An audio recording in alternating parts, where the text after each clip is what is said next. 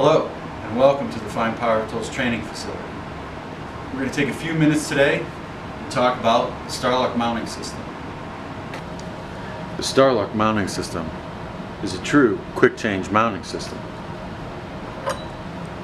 The 3D form that's on the accessories matches the 3D form on the tools.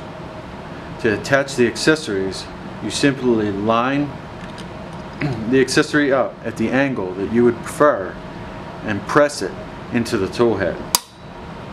The spring-loaded jaws expand, gripping the accessory and maintaining a positive connection between the tool and the accessory. To remove any accessory, you simply lift the lever and the spring-loaded jaws reset, releasing the accessory. I'll show that one more time. Simply press the accessory into the tool head and the spring-loaded jaws hold it in place.